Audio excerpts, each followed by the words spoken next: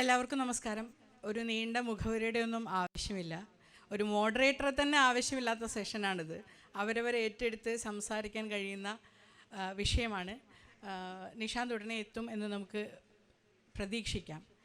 വിമർശനം വാഴ്ത്താനോ വീഴ്ത്താനോ എന്നുള്ള തലക്കെട്ട് കേൾക്കുമ്പോൾ തന്നെ മലയാള സിനിമയിലെ പലരും ഇപ്പോൾ ഞങ്ങളെ വീഴ്ത്താൻ വേണ്ടി പ്രവർത്തിച്ചു കൊണ്ടിരിക്കുകയാണ്, ഗൂഢാലോചന നടത്തിക്കൊണ്ടിരിക്കുകയാണെന്നൊക്കെ ആരോപിക്കുന്ന, ഇത് എന്നെക്കുറിച്ചാണ്, എന്നെ തന്നെക്കുറിച്ചാണ് ഈ തലക്കെട്ട് എന്ന് തോന്നിപ്പിക്കുന്ന വിധത്തിലുള്ള ഒരാളാണ് നമുക്ക് ഇപ്പോൾ ഈ വേദിയിലുള്ള ഒരു വ്യക്തി. അപ്പോൾ നമുക്ക് അശ്വൻ ഗോകിൽ നിന്ന് തന്നെ തുടങ്ങാം.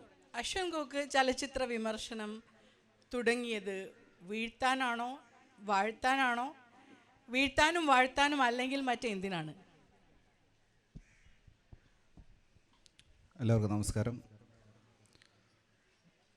വിമർശനം വീഴ്ത്താനാണോ വാഴ്ത്താനാണോ എന്നുള്ള ചോദ്യത്തിനുള്ള എൻ്റെ ഉത്തരം, ഇതിന് രണ്ടിനുമല്ല ഞാൻ ചെയ്യുന്നത്.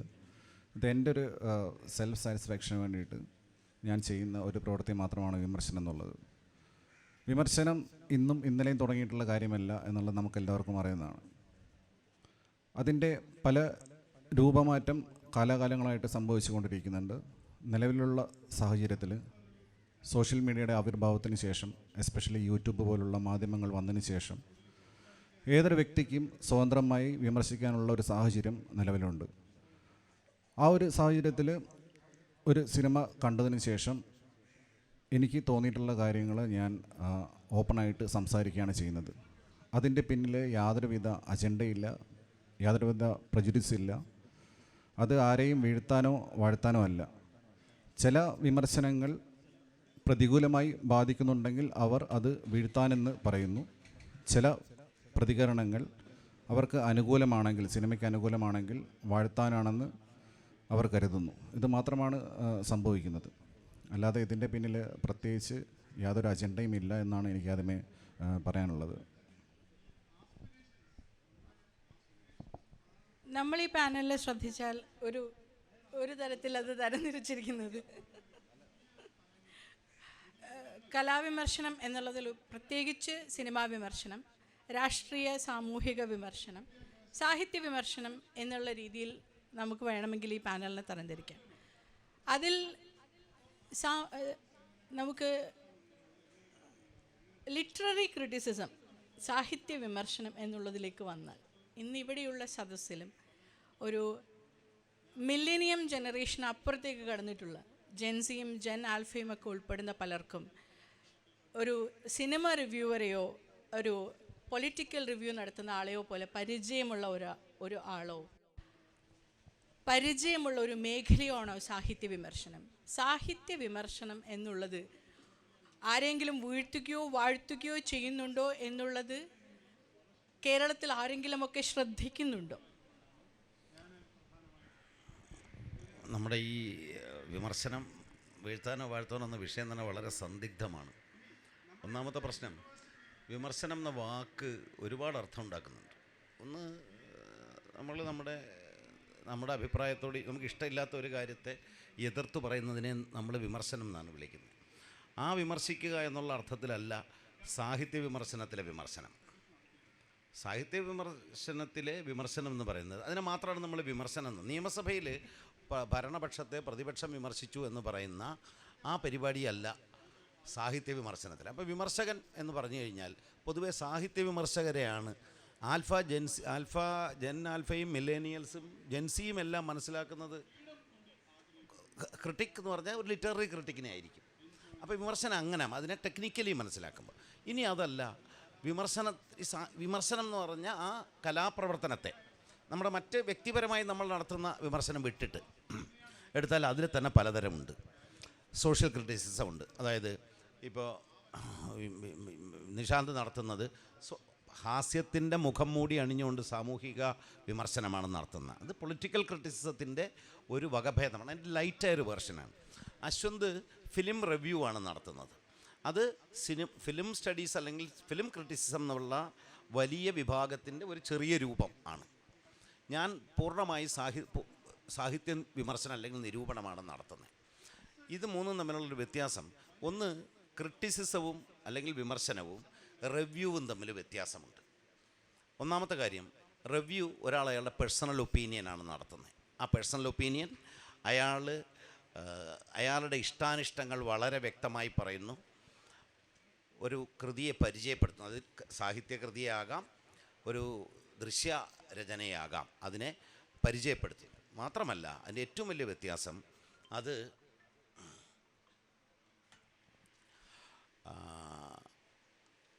വളരെ സമകാലികമായ ഒരു രചനയായിരിക്കും റിവ്യൂ എല്ലായ്പ്പോഴും സമീപിക്കുന്നത്. 20 കൊല്ലം മുമ്പ് ഇറങ്ങിയ ഒരു സിനിമയല്ല ഫിലിം റിവ്യൂവർ ചെയ്യുന്നത്. 20 കൊല്ലം മുമ്പുണ്ടായ ഒരു രാഷ്ട്രീയ സംഭവത്തെ അല്ല ടെലിവിഷനിൽ വരുന്ന ഒരു പൊളിറ്റിക്കൽ ക്രിട്ടിക്ക് വിമർശന വിധേയമാക്കുന്നത്. എന്നാൽ സാഹിത്യ വിമർശനം ചിലപ്പോൾ 100 വർഷം പഴക്കമുള്ള ഒരു കൃതിയായിരിക്കാം വിമർശന വിധേയമാക്കുന്നത്. പിന്നെ സാഹിത്യ വിമർശനം അത് ഒരു എക്സ്പേർട്ട് ചെയ്യുന്നതാണ്. ആ വിഷയത്തിലുള്ള സവിശേഷമായ വിജ്ഞാനമാർജിച്ച സവിശേഷമായ ചില സിദ്ധാന്തങ്ങളുടെ അടിസ്ഥാനത്തിൽ സാഹിത്യത്തെ സംബന്ധിച്ചുള്ള ചില നിലപാടുകളുടെ അടിസ്ഥാനത്തിൽ നടത്തുന്ന കുറേ കൂടി സാങ്കേതികത്വം കലർന്ന ഒരു പ്രവൃത്തിയാണ് നോവൽ എഴുത്ത് പോലെയോ കഥ എഴുത്ത് പോലെയുള്ള ഒരു പ്രവൃത്തിയാണ് സാഹിത്യ നിരൂപണം അല്ലെങ്കിൽ വിമർശനം. അതിൻ്റെ പ്രായോഗിക വശമാണ് ക്രിറ്റിസിസം. അതിനെ സഹായിക്കുന്ന നിയമങ്ങളുടെ സംഹിതയാണ് നമ്മൾ ലിറ്റററി തിയറി അല്ലെങ്കിൽ സാഹിത്യ സിദ്ധാന്തം എന്ന് പറയുന്നത്. ഏതെങ്കിലുമൊക്കെ സിദ്ധാന്തം ഉപയോഗിച്ച് വിമർശനം നടത്താം. എന്നാൽ പുസ്തകം റിവ്യൂ ചെയ്യുന്ന ആളുകളാകട്ടെ ഇതുപോലെ പണ്ടത്തെ പുസ്തകമല്ല ചെയ്യുന്നത്, സമകാലികമായിട്ട് ഇറങ്ങുന്ന പുസ്തകങ്ങളാണ്. അവരുടെ പേഴ്സണൽ ഒപ്പീനിയനാണ് കൂടുതൽ പറയുന്നത്. അവിടെ ഒരു വ്യക്തിപരമായ അഭിപ്രായങ്ങൾ, അത് മോശമെന്നല്ല, വ്യക്തിപരമായ അഭിപ്രായങ്ങൾ വളരെ പ്രസക്തമാണ്. എന്നാൽ അവിടെ ഒരു എക്സ്പെർട്ടൈസിൻ്റെ അംശവും സിദ്ധാന്തത്തിൻ്റെ അംശവും ഉണ്ടായിരിക്കുകയില്ല. ഇതാണ് അടിസ്ഥാനപരമായി ഉള്ള വ്യത്യാസം. നിരൂപണവും റിവ്യൂവും ഈ വിമർശനം എന്ന വാക്കിന് പൊതുവായുള്ള അർത്ഥസന്ധിഗ്ധതയും. ഇനി അരുന്ധതി പറഞ്ഞ കാര്യം, വിമർശനം ആരെങ്കിലും ശ്രദ്ധിക്കുന്നുണ്ടോ? വിമർശനമല്ല സാഹിത്യം തന്നെ ആരും ഒരു കാലവും സമൂഹത്തിൽ ശ്രദ്ധിച്ചിട്ടില്ല. കുറച്ചാളുകൾ മാത്രം അത് വായിക്കുകയും അവരാസ്വദിക്കുകയും ചെയ്യുന്നു. സാമൂഹ്യ മാറ്റങ്ങൾ തുറമുഖമൊന്നും ഒരു സാഹിത്യം ഉണ്ടാക്കിയിട്ടില്ല. സത്യത്തിൽ വലിയ സാമൂഹ്യ മാറ്റങ്ങളൊക്കെ ചെയ്യുന്നത്, ഇന്ന് മാതൃഭൂമി വാരാന്ത പതിപ്പിൽ ആനന്ദിൻ്റെ ഒരു ഇൻ്റർവ്യൂ ഉണ്ട്. ആനന്ദ് ഇരിങ്ങാലക്കുടയിൽ അദ്ദേഹം വാർദ്ധക്യത്തിൽ വിശ്രമിക്കുകയാണ്. അപ്പം ഒരു പത്രപ്രവർത്തനം നടത്തിയെങ്കിൽ അദ്ദേഹം പറഞ്ഞു, സമൂഹത്തെ മാറ്റിയത് സാഹിത്യകാരന്മാരൊന്നും അല്ല, നീതിക്ക് വേണ്ടി ദാഹിച്ചവരാണ്, നീതിക്ക് വേണ്ടി സമരം ചെയ്ത രാഷ്ട്രീയക്കാരൊക്കെയാണ് സമൂഹത്തെ മാറ്റുന്നത്. അപ്പോൾ സാഹിത്യ വിമർശനം മറ്റ് സാഹിത്യ രൂപങ്ങൾ നടത്തുന്ന പോലുള്ള മാറ്റങ്ങൾ വരുത്തും. പക്ഷേ നമ്മുടെ സാക്ഷരത കുറവായിരുന്ന, മറ്റ് തരം മാധ്യമങ്ങളും ലൈബ്രറികളും ഒക്കെ കുറവായിരുന്ന, വിദ്യാഭ്യാസം കുറവായിരുന്ന കാലത്ത് വിമർശകർക്ക് ഒരു കൃതിയുടെ മൂല്യം എന്ത്, ഇതിൻ്റെ ക്വാളിറ്റി എന്ത് എന്നവരെ അറിയിക്കുന്നതിന് വിമർശകൻ്റെ വലിയ ആവശ്യമുണ്ടായിരുന്നു. അതുകൊണ്ടാണ് അന്ന് ഇത് നല്ല കൃതി, ഇത് മോശം കൃതി എന്ന് അതിനിശ്ചിതമായി പറഞ്ഞവരുടെ കാലം ഉണ്ടായിരുന്നു, പഴയ നിരൂപകരൊക്കെ അങ്ങനെ. എന്നാൽ ഇന്ന് അങ്ങനെയല്ല. നമ്മൾ സമ്പൂർണ്ണമായി സാക്ഷരമായിരിക്കുന്ന, വിവിധതരം മാധ്യമങ്ങൾ പരിചയമുള്ള, എല്ലാവരും വായനക്കാരായി മാറിയിരിക്കുന്ന, നമ്മൾ മാധ്യമീകരണത്തിന് വിധേയമാണ്, നമുക്ക് എല്ലാവർക്കും അവൈലബിളാണ്, കൂടുതൽ വിജ്ഞരായി കഴിഞ്ഞു. ഈ കാലത്ത് വിമർശനത്തിൻ്റെ സ്വഭാവം മാറിയിരിക്കുന്നു. വിമർശനം എല്ലായ്പ്പോഴും എന്നതുപോലെ, സാഹിത്യ നിരൂപണമാണേ ഞാൻ പറയുന്നത്, മറ്റു വിമർശനങ്ങളെക്കുറിച്ചല്ല, അത് എപ്പോഴും വളരെ ന്യൂനപക്ഷം ആളുകൾ, സാഹിത്യം പഠിക്കുന്നവർ, സാഹിത്യത്തിലെ സാമാന്യമായ വായനയ്ക്കപ്പുറത്തുള്ള സവിശേഷ താല്പര്യമുള്ള ആളുകൾ മാത്രം ഗൗരവത്തോടെ കാണുന്ന ഒരു പഠന മേഖല മാത്രമാണ്. പക്ഷേ അത് വളരെ കുറച്ച് ആളുകളെ വായിക്കുന്നുള്ളൂവെങ്കിലും അതിൻ്റെ സ്വാധീന ശക്തി വളരെ വലുതാണ്. കാരണം ഈ സാഹിത്യകൃതി ഇവാലുവേറ്റ് ചെയ്യുമ്പോൾ ഈ നിരൂപകരുടെ അഭിപ്രായമാണ് പലപ്പോഴും നമ്മൾ മുഖവിലേക്ക് എടുക്കുക. ആ കൃതികളെക്കുറിച്ച് സമൂഹത്തിൽ അവ സ്വീകരിക്കപ്പെടുന്നത്, പാഠ്യപദ്ധതികളുടെ ഭാഗമാകുന്നത്, അങ്ങനെ നമ്മുടെ മൊത്തം സംസ്കാരത്തിൻ്റെ ഭാഗമായി ഒരു കൃതി അംഗീകരിക്കപ്പെടുന്നത് സാഹിത്യ വിമർശനത്തിൻ്റെ കണ്ടെത്തലുകളുടെ അടിസ്ഥാനത്തിലാണ്. അങ്ങനെയാണ് വളരെ കുറച്ച് പുസ്തകങ്ങൾ എഴുതി അധികമാരും വായിക്കാതിരിക്കുകയും ചെയ്ത കുട്ടികൃഷ്ണമാരാരും ജോസഫ് മുണ്ടശ്ശേരിയും സുകുമാർ അഴീക്കോടും KP അപ്പനുമൊക്കെ ഇപ്പോഴും നമ്മുടെ സമൂഹത്തിൽ എല്ലാവരും വായിച്ചു കാണണമെന്നില്ല. അവർ സ്വാധീന ശക്തികളായി സാഹിത്യരംഗത്ത് നിൽക്കുന്നതാണ്. ഇതാണ് ഇതിൻ്റെ ജനറലായ ഒരു വശം മാത്രമാണ് ഞാൻ പറഞ്ഞ. നിരൂപണത്തിന് അക്രമാസക്തമായ വശങ്ങളുണ്ട്, അത് പിന്നീട് എപ്പോഴെങ്കിലും വരികയാണെങ്കിൽ നമുക്ക് പറയാം. താങ്കൾ പറഞ്ഞതിൻ്റെ തുടർച്ചയായി ചോദിച്ചോട്ടെ. എൻ്റെ ചോദ്യത്തിൻ്റെ ആദ്യം ഇപ്പോൾ പറഞ്ഞ് അവസാനിപ്പിച്ച പേര് ശ്രീ KP അപ്പൻ വരെ എന്നുള്ളതാണ്. ഈ കഴിഞ്ഞ 30 വർഷങ്ങൾക്കിടയിൽ നമുക്കങ്ങനെ പറയാൻ വളരെ ടോളായുള്ള ഫിഗേഴ്സ് ഇല്ലാതെ വരുന്നതും, ലോകത്ത് മുഴുവൻ പ്രത്യയശാസ്ത്രപരമായ ചർച്ചകൾ, ഈ സാഹിത്യ വിമർശനത്തിൽ തന്നെ സിദ്ധാന്തങ്ങളുടെ ചർച്ചകൾ ഇങ്ങനെ കൊഴുത്തിരുന്നൊരു കാലം ഇവിടെ ഉണ്ടായിരുന്നു. ആ കാലം മാറുകയും ഒരു ആൻറ്റി ഇൻ്റലക്ച്വലിസം എന്നതിൻ്റെ ഒരു റിഫ്ലക്ഷൻ സാഹിത്യ വിമർശനം എന്നുള്ള മേഖലയിലും കാണാൻ കഴിയുന്നുണ്ടോ? ആൻറ്റി തിയറി എന്നാണ് പറയുന്നത്. ആൻറ്റി ഇൻ്റലക്ച്വലിസ്റ്റുകൾ ആൻറ്റി തിയറി എന്നാണ് ലിറ്ററേച്ചറിൽ ഇപ്പോൾ അത് സാഹിത്യ വിമർശനത്തിൻ്റെ രംഗത്ത് പറയുന്നത്. ഈ അപ്പന് ശേഷമുള്ള ടോൾ ഫിഗറിനെ പറയാത്തത് വിനയം കൊണ്ടാണ്. അതുകൊണ്ടാണ് ഞാൻ ഇവിടെ വന്ന് അരുന്ധതിയുടെ ഇടതുവശത്തിരിക്കുന്നത്. അപ്പോൾ രണ്ടാമത്, പിന്നെ മരിച്ചുപോയവരെ പറഞ്ഞ സുരക്ഷിതത്വമുണ്ട്. ജീവിച്ചിരിക്കുന്നവർ നമ്മൾ ക്ലാസിഫൈ ചെയ്യാൻ ശ്രമിക്കുമ്പോൾ സുജനമര്യാദ അതിനകത്ത് കുറവാണ്. അതുകൊണ്ട് രണ്ടാമത് ഈ പറഞ്ഞ ആൻറ്റി തിയറി ഉണ്ട്. ഈ തിയറി കലാപം ഇവിടെ ഉണ്ടാക്കിയതിലെ ഒരു പ്രധാന കുറ്റവാളിയാണ് ഞാൻ.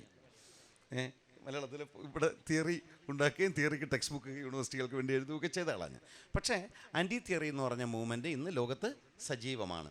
ആൻറ്റി തിയറി, എഗൈൻസ്റ്റ് തിയറി എന്നൊക്കെ പറഞ്ഞുള്ള പുസ്തകങ്ങൾ വരുന്നു. അതിൻ്റെ ഒരു ദുരന്തം അവയും ഒരു തിയറിയായി മാറിക്കൊണ്ടേ ഇരിക്കുന്നു എന്നുള്ളതാണ്. സിദ്ധാന്തത്തെ എതിർക്കുകയും അത് തന്നെ സിദ്ധാന്തമായി മാറുകയും ചെയ്തു. മലയാളത്തിലും അത്തരം മുന്നേറ്റമുണ്ട്. പക്ഷേ അതിൽ ഞാൻ കാണുന്ന ട്രാജഡി, സാഹിത്യത്തെ സംബന്ധിച്ചുള്ള പഠനമൊന്നും നടത്താതെ സാഹിത്യത്തെക്കുറിച്ച് അഭിപ്രായം പറയാം, അങ്ങനെ എല്ലാവർക്കും നിരൂപകരായി തീരാം എന്നുള്ളൊരു എളുപ്പ വഴി തെളിഞ്ഞു കിട്ടിയതായി പലരും മനസ്സിലാക്കുന്നു. സോഷ്യൽ മീഡിയയിലാണിത് ഞാൻ കൂടുതൽ കാണുന്നത്.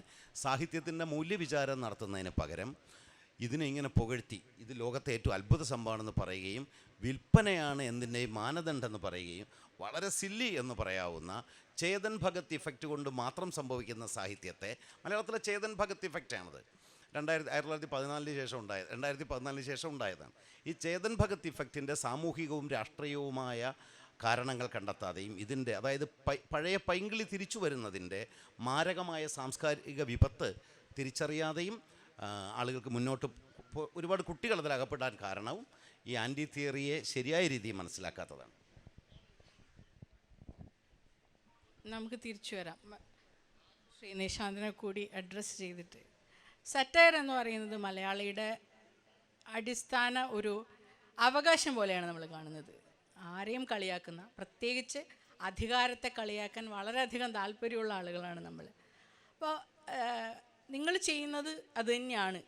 പക്ഷേ മാധ്യമങ്ങൾ എന്ന് പറയുന്നതും അതുപോലെ തന്നെ അധികാരമുള്ള ഒരു നറേറ്റീവിനെ സൃഷ്ടിക്കാൻ കഴിയുന്ന, ഏത് തരത്തിലും പൊതു അഭിപ്രായങ്ങളെ തിരിച്ചുവിടാൻ കഴിയുന്ന സ്വാധീനമുള്ള ഒരു സ്ഥലത്താണ് ഇരിക്കുന്നത്. അതായത് അധികാരമില്ലാത്ത ഒരാൾ അധികാരത്തെ ചോദ്യം ചെയ്യലല്ല, അധികാരം ഉള്ള ആളുകൾക്കിടയിൽ ഇൻഫ്ലുവൻസ് ചെയ്യാൻ കഴിയുന്ന ഒരു സ്ഥലത്തിരുന്നിട്ടാണ് ഈ വിമർശനം നടത്തുന്നത്.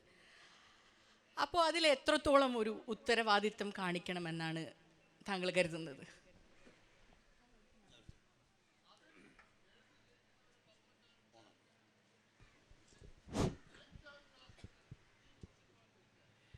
അരുന്ധതി ചോദിച്ചത് ഒരു വലിയ ചോദ്യമാണ്. ഞാൻ ഈ വലിയൊരു കടലിൻ്റെ ഇടയിൽ നിൽക്കുന്ന ചെറിയൊരു കുളം മാത്രമാണ്. ഞാൻ ചെറിയൊരു സറ്റയർ പരിപാടി ചെയ്യുന്ന ഒരാളാണ്.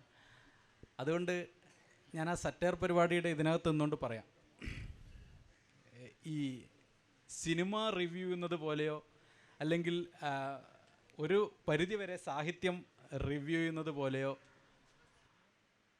വിഷമുള്ള കാര്യമല്ല രാഷ്ട്രീയം റിവ്യൂ ചെയ്യുന്നത്. ഞാൻ പറയാൻ കാരണം, നിങ്ങൾക്ക് സിനിമ റിവ്യൂ ചെയ്താൽ ചിലപ്പോൾ പലതരത്തിലുള്ള ഭീഷണികളും പലതരത്തിലുള്ള പ്രശ്നങ്ങളും ഒക്കെ ഉണ്ടാവും.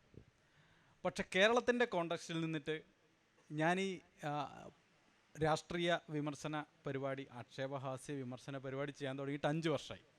എന്നെ സംബന്ധിച്ച് അങ്ങനെ വലിയ പ്രശ്നം ഇതുവരെ നേരിടേണ്ടി വന്നിട്ടില്ല. വലിയ പ്രശ്നം എന്ന് പറഞ്ഞാൽ നമ്മൾ വിമർശിക്കും, അതിനെ വേറെ തരത്തിൽ അവർ ഉൾക്കൊള്ളും. ചിലപ്പോൾ നമുക്കെതിരെ വിമർശനങ്ങൾ വരും. ആ വിമർശനങ്ങൾ ചിലപ്പോൾ നമ്മൾ ഉൾക്കൊള്ളും, ചിലപ്പോൾ നമ്മൾ കൊള്ളേണ്ടതാണ് കൊള്ളും, തള്ളേണ്ടതാണ് തള്ളും. അങ്ങനെയൊക്കെയുള്ള ഒരു ജനാധിപത്യ പ്രക്രിയയിലൂടെ മുന്നോട്ട് പോകാനാണ് ഞാൻ ആഗ്രഹിക്കുന്നത്. ഇപ്പോഴും അങ്ങനെയാണ് പോയിക്കൊണ്ടിരിക്കുന്നത്. ഇപ്പോൾ ഒരു പൊതു ചടങ്ങിൽ വെച്ചിട്ട് എന്നോട് കേരളത്തിലല്ലാത്ത ഒരു IAS ഉദ്യോഗസ്ഥൻ, പേര് പറയുന്നില്ല, പേര് പറയുന്നത് മോശമാണ്, അതുകൊണ്ട് പറയാണ്ടിരിക്കുന്നതാണ്, മൂപ്പർ എന്നോട് പറഞ്ഞത്, നിങ്ങൾക്ക് ഈ പരിപാടിയൊക്കെ ചെയ്യാൻ പറ്റുന്നത് ഈ കേരളത്തിലായതുകൊണ്ട് ആണ് കേട്ടോ എന്ന് പറഞ്ഞു. ഒരു വളരെ പ്രധാനപ്പെട്ട ഒരു IAS ഓഫീസറാണ്. അപ്പോൾ ഞാൻ ഇങ്ങനെ പലപ്പോഴും ചിന്തിക്കുന്ന ഒരു കാര്യം കൂടിയാണ്. നമുക്കിപ്പം ഞാൻ ഈ വിമർശിക്കുന്നവരെയൊക്കെ കുറിച്ച് അവരൊക്കെ നേരിട്ട് കാണണമെന്നും അവരോടൊക്കെ നേരിട്ട് സംസാരിക്കണമെന്ന് ആഗ്രഹിക്കുന്ന ഒരാളാണ് ഞാൻ. എൻ്റെ വ്യക്തിപരമായ അനുഭവത്തിൻ്റെ പശ്ചാത്തലത്തിൽ ഞാൻ പറയാം, ഇപ്പോൾ ഒരുപക്ഷെ സാഹിത്യത്തിലൊക്കെ ഒരുപാട് സാധ്യതയുണ്ട്. സാഹിത്യകാരന്മാരൊന്നും അങ്ങനെ ചെറുതായിട്ട് കാര്യങ്ങളെ നിരീക്ഷിക്കില്ല എന്നാണ് ഞാൻ മനസ്സിലാക്കിയിട്ടുള്ളത്.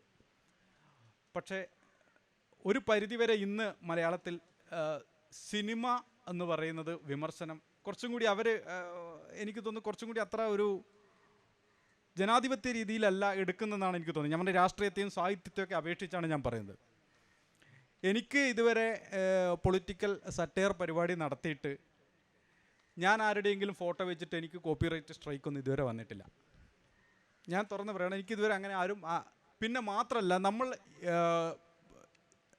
ഇൻ്റർവ്യൂ ചെയ്ത അല്ലെങ്കിൽ നമ്മൾ പരിപാടിയിൽ അവതരിപ്പിച്ച ആൾ തൊട്ടടുത്ത ദിവസം, ഇപ്പോൾ ഉദാഹരണത്തിന് ഇൻഡിഗോ ഫ്ലൈറ്റ് വിമാനത്തിൽ EP ജയരാജൻ കയറില്ല എന്ന് പറഞ്ഞതിൻ്റെ തൊട്ടടുത്ത ദിവസം ഞാൻ EP ജയരാജനെ നേരിട്ട് പോയി കണ്ടാണ് ചോദിക്കുന്നത്, എനിക്കൊരു ഇൻ്റർവ്യൂ തരാം. അപ്പോൾ EP ജയരാജനോട് പറഞ്ഞു നമുക്ക് നാളെ നമുക്ക് ഇരിക്കാം. ഞാൻ എന്നെ വരെ ഞെട്ടിച്ച കാര്യമാണ്. അങ്ങനെ പലരും ഇപ്പം K സുധാകരനുണ്ട്, ഇവരാരും. ഇപ്പം ഞാൻ K സുരേന്ദ്രനെ ഒരു പാലക്കാട് വെച്ച് ഞാൻ ഒരു പരിപാടിയിൽ കണ്ട മൂപ്പര് വളരെ നമുക്ക് സൗഹാർദ്ദപരമായിട്ടാണ്, എല്ലാവരും അങ്ങനെയാണ്. ഇവരെല്ലാവരും ഇപ്പോൾ നേരിട്ട് ഞാൻ കഴിഞ്ഞ ദിവസം റെയിൽവേ സ്റ്റേഷനിൽ വെച്ച് ഗോവിന്ദ മാഷെ കണ്ടത്. അപ്പോൾ മൂപ്പര് നമ്മളെല്ലാവരും സൗഹാർദ്ദപരമായിട്ടാണ് നമ്മളോട് സംസാരിക്കുന്നത്. അതൊരു പക്ഷേ നമ്മൾ അങ്ങോട്ട് പെരുമാറുന്നതിൻ്റെ ഒരു രീതി കൂടിയായിരിക്കാം. ഇതൊക്കെ വായിക്കാനുള്ള കഴിവും നമ്മുടെ സമൂഹത്തിനും ആളുകൾക്ക് ഉണ്ടെന്നാണ് ഞാൻ മനസ്സിലാക്കുന്നത്. നമ്മൾ ഈ പറയുന്നതിനൊക്കെ ഒരു പരിധി വെച്ച് അല്ലെങ്കിൽ ഒരു ഭംഗിയായിട്ട് നമുക്ക് ആരെയും മുറിവേൽപ്പിക്കാതെ, അല്ലെങ്കിൽ അവർക്ക് എനിക്ക് മുറിവേറ്റില്ല എന്ന് അവർക്ക് തോന്നുന്ന ഒരു ഘട്ടത്തിൽ അവരത് വലിയ ഹൃദയത്തോടു കൂടി സ്വീകരിക്കുമെന്നാണ് ഞാൻ മനസ്സിലാക്കിയത്. ഈ പൊളിറ്റിക്കൽ വിമർശനം അല്ലെങ്കിൽ രാഷ്ട്രീയ വിമർശനം എന്നുള്ളത് കേരളത്തിൽ അത്ര ഭീഷണിയൊന്നും നേരിട്ടിട്ടില്ലാത്ത അല്ലെങ്കിൽ നേരിടാത്ത ഒരു സംഗതിയാണ് എന്നുള്ളതാണ് എൻ്റെ ഒരു അഭിപ്രായം. പിന്നെ വേറൊറ്റൊരു കാര്യം കൂടി പറയാം. ഈ പൊളിറ്റിക്കൽ വിമർശനമായാലും സിനിമാ വിമർശനമായാലും എല്ലാ വിമർശനത്തിൻ്റെയും ഏറ്റവും വലിയ കാര്യങ്ങൾ പറയാനും ഏറ്റവും ആധികാരികമായി പറയാനും നമ്മളെക്കാളൊക്കെ യോഗ്യനായിട്ടുള്ള ആളാണ് PK രാജശേഖരൻ സാർ എന്ന് ഞാൻ പറയുന്നത്. എൻ്റെ അധ്യാപകൻ കൂടിയാണ്, അതുകൊണ്ടാണ് ഞാൻ പറയുന്നത്. മൂപ്പർ ഇതിനെക്കുറിച്ചിട്ടൊക്കെ കൃത്യമായി നിരീക്ഷിക്കുകയും എല്ലാ മേഖലയിലും ഇടപെട്ട ഒരാളെന്നുള്ള രീതിയിലാണ് ഞാൻ പറയുന്നത്. അപ്പം എൻ്റെ ഒരു അഭിപ്രായം ഇത്രയേ ഉള്ളൂ. അപ്പോൾ നാളെയും കാണേണ്ടവരാണ്, അവരെ മുറിവേൽപ്പിക്കരുത് എന്നൊരു തോന്നലോട് കൂടിയാണോ സ്ക്രിപ്റ്റ് ഉണ്ടാക്കുന്നത്? അങ്ങനെ ഒരു പരിഗണനയുണ്ടോ? ഒരിക്കലുമില്ല, ഒരു പരിഗണനയില്ല. അത് നമ്മളിപ്പം നാളെയും കാണേണ്ടി വരും എന്നുള്ള തോന്നലില്ല. പരിപാടി ചെയ്യുമ്പോൾ അതൊക്കെ അങ്ങ് മറന്നു പോകും. പരിപാടി ചെയ്യുമ്പോൾ കഥാപാത്രമാവും. അതിനുശേഷം വീണ്ടും നമ്മുടെ ഒരു ഉള്ളിലൊരു ബോധ്യമുണ്ടല്ലോ, നമ്മളുടെ ഒരു രാഷ്ട്രീയ ബോധ്യമുണ്ട്, ഒരു തോന്നലുണ്ട്, ഇത് എവിടം വരെ പോകാം. അതിനൊരു അളവുകോൽ നമുക്ക് അവിടെ എപ്പോഴും നമ്മുടെ മനസ്സിൻ്റെ ഉള്ളിൽ നമ്മൾ സ്വയം സൃഷ്ടിച്ച് വെച്ചിട്ടുണ്ട്. അതൊന്നും വിട്ടിട്ട് ഒരിക്കലും കടക്കാൻ വേണ്ടി നമ്മളെ രാഷ്ട്രീയ ബോധം ഒരിക്കലും അനുവദിക്കാറുമില്ല, അത് പോകാറുമില്ല. അത് നല്ല ഉറച്ച ബോധ്യം ഇപ്പോഴും ഉണ്ട്. അതേ അഭിപ്രായമാണോ അശ്വന്ത് ഗോഖലേക്ക്? ഈ നാട്ടിൽ ജനാധിപത്യം ബാക്കിയുണ്ടോ? ഇവിടുത്തെ സിനിമാക്കാരുടെ പ്രതികരണങ്ങളിൽ നിന്ന് എന്താണ് തോന്നിയിട്ടുള്ളത്? നിഷാന്ത് പറഞ്ഞതിൻ്റെ നേരെ വിപരീതമാണ് എൻ്റെ അനുഭവം എന്ന് പറയുന്നത്. ഇപ്പോൾ തമിഴ്നാട്ടിലും തെലുങ്കാനയിലും കർണാടകയിലൊന്നും ഇത്ര വലിയ പ്രശ്നം സിനിമ റിവ്യൂ ചെയ്യുന്ന ആളുകൾക്കില്ല. അതിനുള്ള ഒരു കാരണം എന്ന് പറയുന്നത് താരതമ്യേന വലിയ ഇൻഡസ്ട്രിയാണ്. അപ്പോഴവിടെ ഇത് ബാധിക്കുക എന്നുള്ള, സാമ്പത്തികമായി ബാധിക്കുക, ഒരു സിനിമയുടെ പരാജയത്തെ ബാധിക്കുക എന്നുള്ളത് തുലം കുറവാണ് കേരളത്തെ നമ്മുടെ ഇൻഡസ്ട്രിയെ അപേക്ഷിച്ച്. അതുകൊണ്ട് അവിടെ നിശിതമായി വിമർശിക്കുന്ന ആളുകൾ അവർ മൈൻഡ് ചെയ്യാറില്ല, അല്ലെങ്കിൽ അത് ബാധിക്കാറില്ല. പക്ഷേ നമ്മുടെ സിനിമ ഇൻഡസ്ട്രി എന്ന് പറയുന്നത് വളരെ ചെറിയൊരു ഇൻഡസ്ട്രിയാണ്. ഇവിടെ റിവ്യൂസ് ധാരാളമായി ആളുകൾ കാണുന്നുണ്ട്. അത് നിങ്ങൾ യൂട്യൂബിൽ വ്യൂസ് എടുത്ത് നോക്കിയാൽ നിങ്ങൾക്ക് മനസ്സിലാവും. തമിഴ് പോലെ തെലുങ്ക് പോലെ വലിയ ഇൻഡസ്ട്രിയുള്ള യൂട്യൂബേഴ്സിൻ്റെ അതേ വ്യൂസ് എനിക്കുണ്ട്.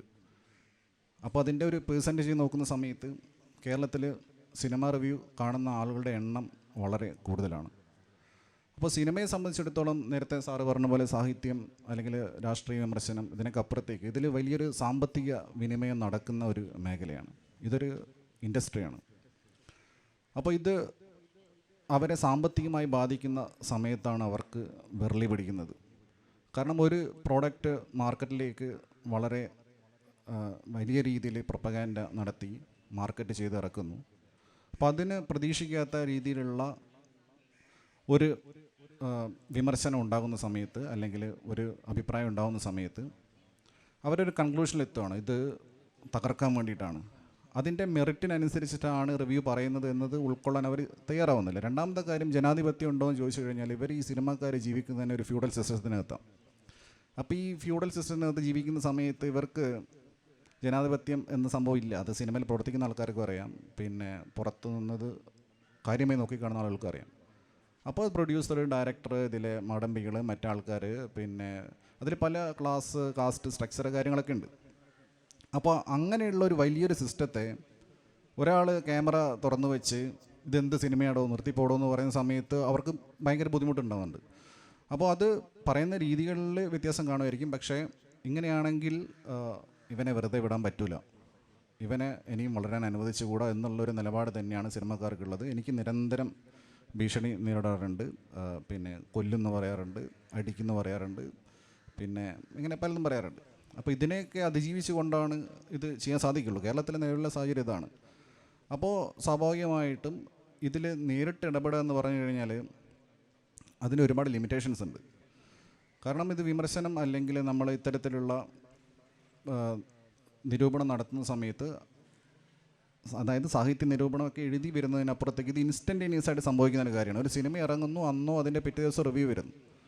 അപ്പോൾ അവർക്കത് നേരിടാനുള്ള ലിമിറ്റേഷൻസ് ഉണ്ട്. പിന്നെ ഭീഷണിപ്പെടുത്തുക, നിയമപരമായിട്ട് ഇതിന് സാധുത ഇല്ല എന്നുള്ളത് ഓൾറെഡി തെളിഞ്ഞതാണ്. ഇവർ റിവ്യൂ ബോംബിംഗ് എന്നൊക്കെ പറഞ്ഞിട്ട് കോടതിയിൽ പോവുകയും അത് കേസ് നടക്കുന്നുണ്ട്. പക്ഷേ അതിനൊന്നുള്ള ഒരു അവർക്ക് അനുകൂലമായിട്ട് വിധി വരാനുള്ള യാതൊരു സാഹചര്യവും നിലവിൽ നമ്മുടെ നാട്ടിലില്ല. അപ്പോൾ താരതമ്യേന പറയുകയാണെങ്കിൽ വളരെ റിസ്ക് ഉള്ള ഒരു പരിപാടിയാണ് ഇതെന്ന് ഞാൻ പേഴ്സണലി പലവട്ടം മനസ്സിലാക്കിയിട്ടുണ്ട്.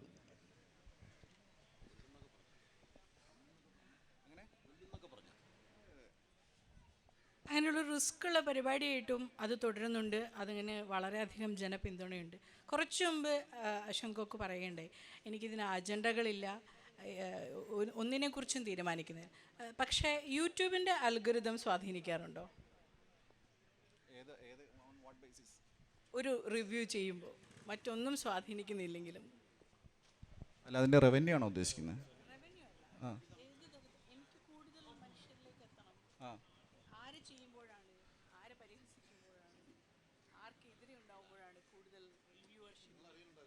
ആ അതെ അതെ അതെ അതെ അതെ മനസ്സിലായി.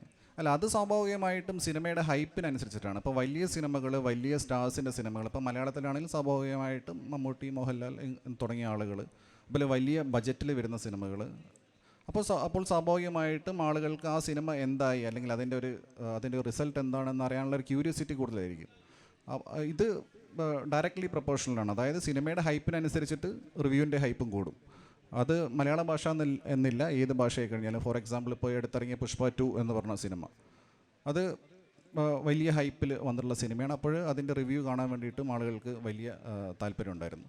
പിന്നെ ആളുകൾ ഈ അന്യഭാഷാ സിനിമകൾ ഇറങ്ങുന്ന സമയത്ത് അവർ നേരിട്ട് സിനിമ കാണാൻ പോവുക എന്നുള്ളതിനപ്പുറത്തേക്ക് ഇതെന്താണെന്ന് അറിയാനുള്ള അവരുടെ ഒരു ക്യൂരിയോസിറ്റി സാറ്റിസ്ഫൈ ചെയ്യാൻ വേണ്ടിയിട്ടും, പിന്നെ ഇത് കാണുമ്പോഴുണ്ടാവുന്ന ഒരു മാനസിക സുഖവും, ഇത് രണ്ടും വേണ്ടിയിട്ടാണ് ആളുകൾ കൂടുതലായിട്ട് റിവ്യൂ കാണുന്നത്.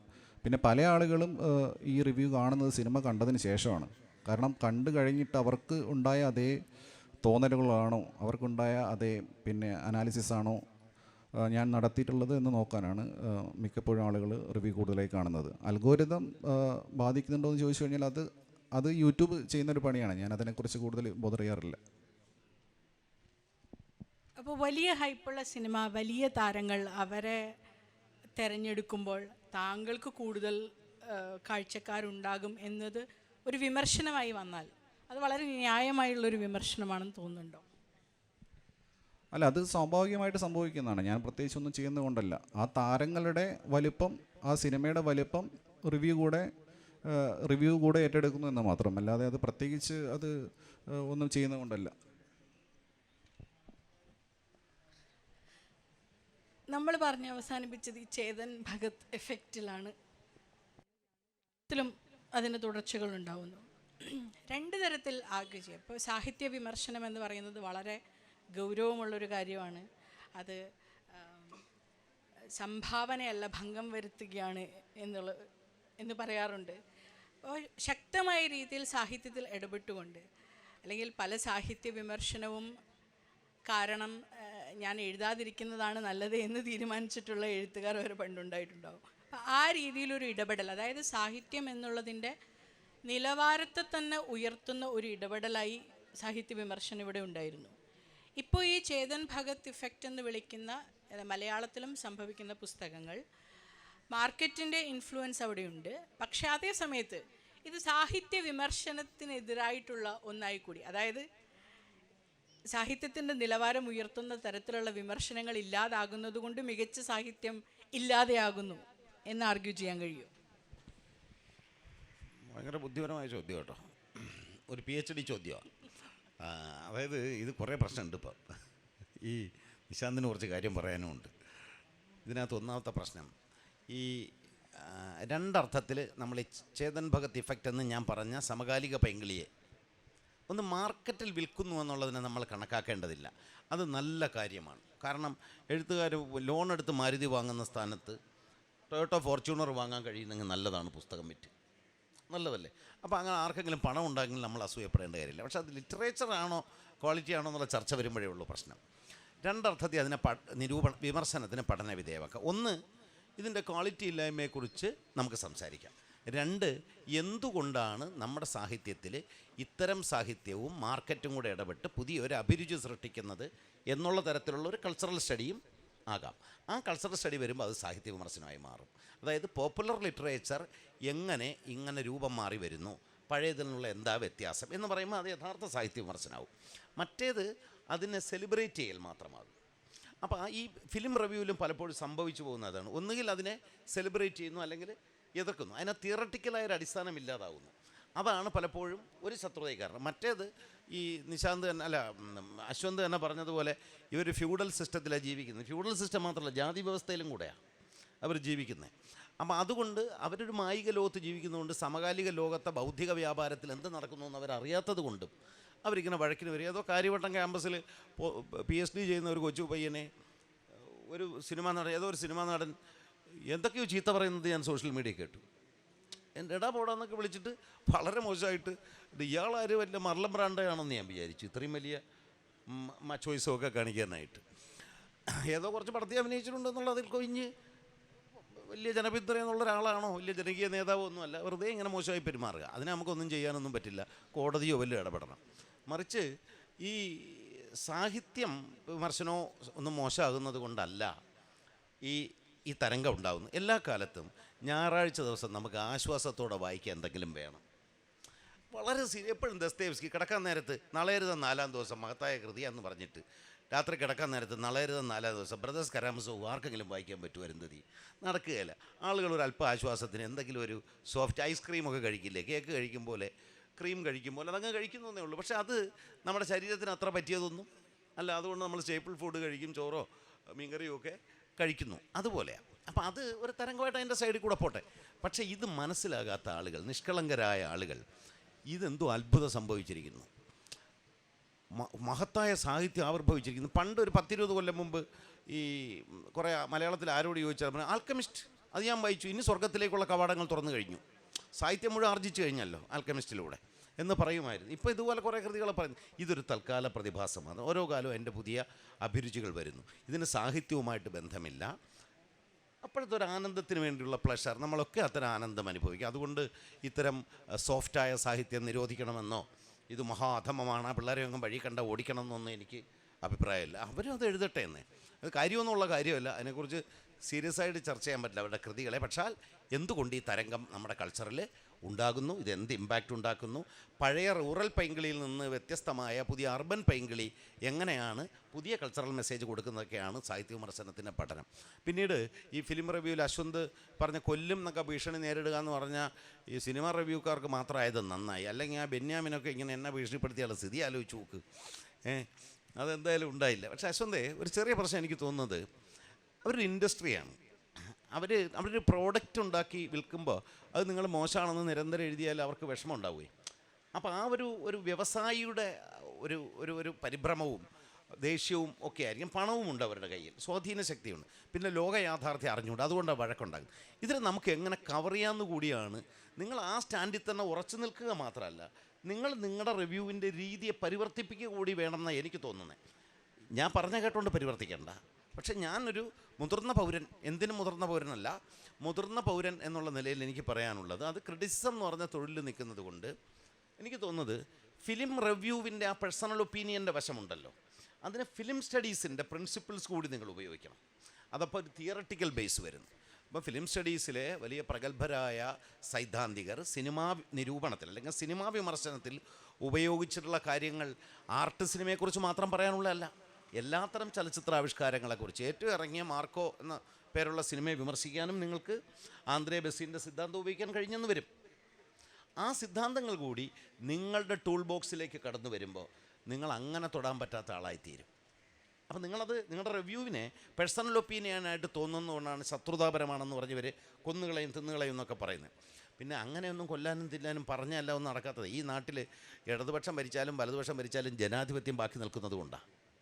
അതുകൊണ്ടാണ് ഗോവിന്ദമാഷ് വഴിയിൽ വെച്ച് നിശാന്തിനെ നാട്ടുകാരനെന്നുള്ള സ്നേഹമല്ല, ഒരു സ്നേഹം ഈപ്പിക്കുന്ന സ്നേഹമുണ്ട്, സതീശന് കണ്ടാലും സ്നേഹമുണ്ട്, രമേശ് ചെന്നിത്തലയ്ക്ക് സ്നേഹം ഉണ്ടാകുന്നത് ആ ജനാധിപത്യത്തിൻ്റെ മൂല്യം നിലനിൽക്കുന്നത് കൊണ്ട്. അതുകൊണ്ട് പേടിക്കാനൊന്നുമില്ല. പക്ഷെ നിങ്ങൾക്ക് ചെയ്യാൻ കഴിയുന്ന കാര്യം നിങ്ങളുടെ റിവ്യൂവിനെ അപ്ലിഫ്റ്റ് ചെയ്യേണ്ടത് നിങ്ങളാണ്. ആ റിവ്യൂവിന് നിങ്ങൾക്ക് ക്രിറ്റിസിസത്തിൻ്റെ ലെവലിലേക്ക് ഉയർത്താൻ കഴിഞ്ഞാൽ അങ്ങനെ ആക്രമിക്കാനൊന്നും പറ്റില്ല. കാരണം നിങ്ങളുടെ ഒപ്പം ഒരു വളരെ എണ്ണം കുറവായിരിക്കുമെങ്കിലും സ്വാധീന ശക്തിയിൽ വളരെ വലുതായ ഒരു ചിന്തിക്കുന്ന വിഭാഗം നിങ്ങളുടെ കൂടെ വരും. അതാണ് അതിലെനിക്ക് തോന്നുന്ന ഒരു അഡ്വൈസ് പോലെയാണ്. അഡ്വൈസ് അല്ല, അത് മോശം. ഈ നിർദ്ദേശത്തോടെ എങ്ങനെ പ്രതികരിക്കുന്നു?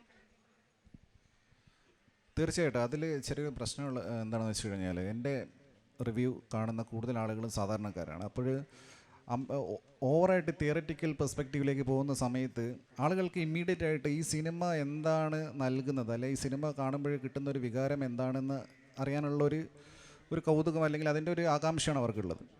അപ്പോൾ കൂടുതലായിട്ട് ഒരു തിയററ്റിക്കൽ പെർസ്പെക്റ്റീവിലേക്ക് പോകുന്ന സമയത്ത് ആളുകൾക്കത് കാണാനുള്ളൊരു താല്പര്യം കുറയും.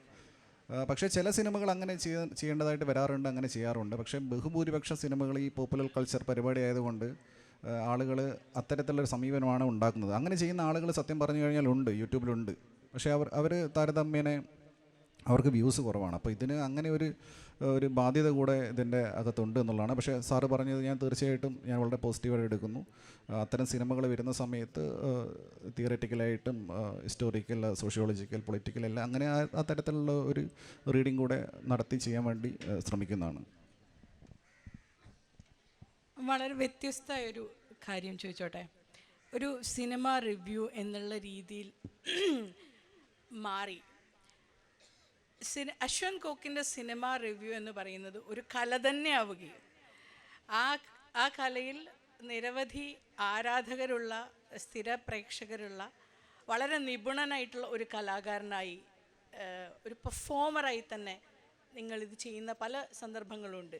അതായത് നമ്മൾ ഇപ്പോൾ കൂത്തും അല്ലെങ്കിൽ തുള്ളലും ഒക്കെ ചെയ്യുമ്പോഴാണ് നമ്മൾ പെർഫോമൻസ് ആർട്ട് സെറ്റയറിൽ വരുന്നതും, വേഷം, പ്രോപ്പർട്ടി ഉപയോഗിക്കുക, അങ്ങനെയൊക്കെ സിനിമ റിവ്യൂ ചെയ്യുന്ന ഒരാളാണ് താങ്കൾ.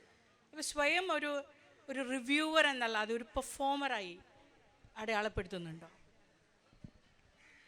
ഇല്ല, പെർഫോമറായിട്ടൊന്നും അടയാളപ്പെടുന്നില്ല. ഞാനൊരു പെർഫോമറുമല്ല. ഞാൻ സ്വാഭാവികമായിട്ടും ഇത് സംഭവിച്ചത് ചില സിനിമകൾ കണ്ടു കഴിയുമ്പോഴേ ആ കഥാപാത്രം മനസ്സിലേക്ക് കയറിക്കൂടാറുണ്ട്. ഫോർ എക്സാമ്പിൾ, ഇപ്പോൾ ആവേശം കാണുന്ന സമയത്ത് കുറച്ച് സമയം ഞാൻ രംഗണനാണ് എന്നുള്ളൊരു തോന്നലുണ്ടാവുന്നുണ്ട്. അത് സ്ഥായി നിൽക്കുന്നല്ല. അപ്പോൾ അതിൻ്റെ കൂടെ ആ ഒരു കോസ്റ്റ്യൂമും കൂടി പിടിച്ച് റിവ്യൂ പറയുമ്പോൾ ഒരു പഞ്ച് കിട്ടും. കാണുന്ന ആൾക്കാർക്കും ആ ഒരു ക്യാരക്ടറിൻ്റെ ഒരു ഫ്ലേവർ കൂടി കിട്ടിക്കൊണ്ട് സിനിമയുടെ അഭിപ്രായം കേൾക്കാൻ പറ്റും എന്നുള്ളത് കൊണ്ട് ചെയ്തു തുടങ്ങിയാണ്. പിന്നെ ഓഫ് കോഴ്സ് വ്യൂവർഷിപ്പിന് അതിനൊരു വലിയ ഘടകമുണ്ട് എന്നുള്ളത് സത്യമാണ്. കാരണം ആളുകൾക്ക് അറിയാം, ഇങ്ങനെ ഒരു വേഷപ്രച്ഛനായിട്ട് വരുന്ന സമയത്ത് ഇതിലെന്തോ പരിപാടി ഉണ്ട് എന്നുള്ളൊരു ഫീലിംഗ് കാണുന്ന ആളുകൾക്കും ഉണ്ടാവും. ചെയ്യുമ്പോൾ എനിക്കും അത് പേഴ്സണലി സന്തോഷം നൽകുന്ന ഒരു കാര്യമാണ്. അശ്വന്ത് കോക്ക് അങ്ങനെ കാണുന്നില്ലെങ്കിൽ പോലും നമ്മളിൽ പലരും ഈ ഒരു കണ്ടിന്യൂത്തിൻ്റെ ഭാഗമായിട്ട് തന്നെയാണ് താങ്കളെ കാണുന്നത്. ഇങ്ങനൊരു അഭിപ്രായം ഉണ്ടോ സാർ അശ്വന്ത് കോക്കിൻ്റെ റിവ്യൂ കാണും? അതായത് നമ്മുടെ ഒരു സെറ്റയറിൻ്റെ ഒരു പെർഫോമൻസ് ട്രഡീഷൻ ഉണ്ടല്ലോ, അപ്പോൾ അതിൻ്റെ ഒരു പിന്തുടർച്ചയുണ്ട് അദ്ദേഹത്തിൽ. അത് അദ്ദേഹം അറിഞ്ഞുകൊണ്ട് ചെയ്യുന്നതല്ലെങ്കിൽ പോലും വേഷം കെട്ടിക്കൊണ്ട് വരിക, അത് സെറ്റയർ ആയി തന്നെ ആ സിനിമയെ അവതരിപ്പിക്കുക. ഇതിനേക്കാൾ യോഗ്യം ഇയാൾ പറയുന്നത്. കാരണം ഞാൻ ഒരെണ്ണേ കണ്ടിട്ടുള്ളൂ, അത് വെച്ചിട്ട് ഞാൻ പറയുന്നത് ശരിയല്ല. അപ്പം അരുന്ധതി ചോദിച്ചതിന് ഞാൻ അറിഞ്ഞോ പെർഫോമറായിട്ടില്ല, എങ്ങനെ പെർഫോമറല്ല എന്ന് പറഞ്ഞത് സ്വന്തം അനുഭവമാണ്. പക്ഷേ റീഡിങ്ങിലേ മറ്റൊരാൾ അങ്ങനെ ഇൻ്റർപ്രറ്റ് ചെയ്യാൻ പറ്റും, അതും ഒരു തരം വിമർശനം. ഇപ്പോൾ അരുന്ധതി നടത്തിയത് ഒരു ക്രിട്ടിക്കൽ പോയിൻ്റാണ് നടത്തിയത്. അങ്ങനെ തോന്നുന്നു, അങ്ങനെ പെർഫോമർ ആകുന്നത് കൊണ്ട് തെറ്റില്ല. പക്ഷേ ഇത് മുഴുവൻ ഈ അശ്വന്ത് പറഞ്ഞതിനകത്തൊരു കുഴപ്പമുണ്ട്. എൻ്റെ സാധാരണക്കാരായ കാഴ്ചക്കാരാണ് ഞാൻ പറഞ്ഞത്. നിങ്ങൾ സിദ്ധാന്തം അതേപടി ആന്ദ്രേ ബസ്സിന് ഇങ്ങനെ പറഞ്ഞു എന്നൊന്നും പറയണ്ട. ഇത് സിദ്ധാന്തമെന്ന് ആൾക്ക് തോന്നുകയും ചെയ്യരുത്. പക്ഷെ ഒരു പൊതു തത്വം പറഞ്ഞുകൊണ്ട്. അപ്പം നമ്മൾ കൊലപാതകത്തെക്കുറിച്ച് ചർച്ച ചെയ്യുമ്പോൾ കൊലപാതകം ചെയ്തുകൂടാ എന്നുള്ള പൊതുതത്വത്തിൻ്റെ അടിസ്ഥാനത്തിലാണ് നമ്മൾ ആ കൊലപാതകം ചർച്ചാ വിഷയമാണ്. അതുപോലെ മാത്രമേ സിദ്ധാന്തം പറയാം. ഇപ്പോൾ പെർഫോമൻസിൻ്റെ അംശമുണ്ട്. കാരണം ഈ ദൃശ്യമാധ്യമങ്ങളെല്ലാം ആവശ്യപ്പെടുന്ന പെർഫോമൻസാണ്. ഈ റിവ്യൂ പോപ്പുലറായിത്തീരുന്നത് എന്തുകൊണ്ടാണ്? ആ പെർഫോമൻസിൽ ഉപയോഗിക്കുന്ന ലാംഗ്വേജ്, അതിനകത്തുള്ള സറ്റയർ, ആക്രമണം, ഇത് ആഗ്രഹിക്കുന്ന ഒരു സമൂഹമാണ്. വാർ മൈനസ് ഷൂട്ടിംഗ് ആണ് സ്പോർട്സിനെ പോലെ. നേരിട്ട് പോയി അവരെ പോയി പറയാൻ പറ്റില്ലല്ലോ. അവർക്ക് വേണ്ടി പ്രതിനിധിയായിട്ട് പറയുന്നത് കൊണ്ട് ഈ ആവേശം റിവ്യൂവറെ വഴിതെറ്റിച്ചാലാണ് പലപ്പോഴും പ്രശ്നം ഉണ്ടാകുന്നത്. എപ്പോഴും നമ്മൾ അതിൻ്റെ അകത്തുള്ള ഒരു എത്തിക്കൽ നിലപാടുകൾ കൂടി ഏത് വിമർശനത്തിലും സാഹിത്യത്തിനും ബാധകമാണ്. എത്തിക്കലായി തീരുക എന്നുള്ളതും പ്രധാനമാണ്.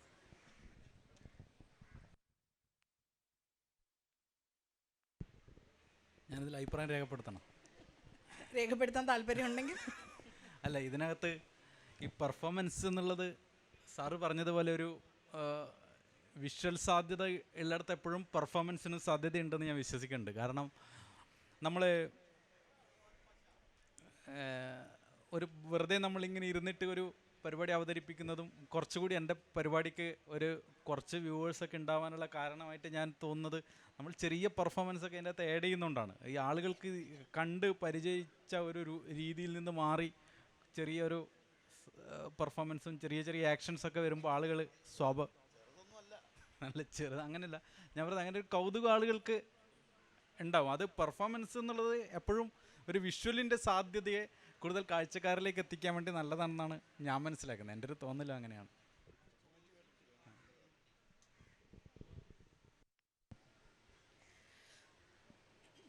കുറച്ച് വർഷം മുൻപ് വരെ വളരെ സജീവമായി എല്ലാ ചാനലുകളിലും ഇങ്ങനെയൊരു രാഷ്ട്രീയ വിമർശന പരിപാടി വളരെയധികം റേറ്റിംഗുള്ള ഒന്നായി തന്നെ നിന്നിരുന്നു.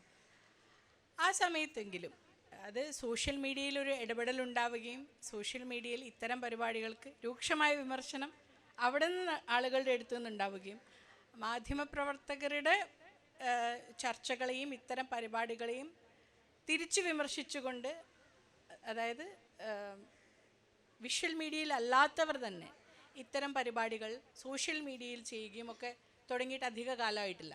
അതിനു മുൻപ് വരെ നമ്മൾ രാഷ്ട്രീയക്കാരെ ആണല്ലോ പ്രധാനമായും ഈ ആക്ഷേപഹാസ്യ പരിപാടികൾ ഉന്നം വയ്ക്കുന്നത്.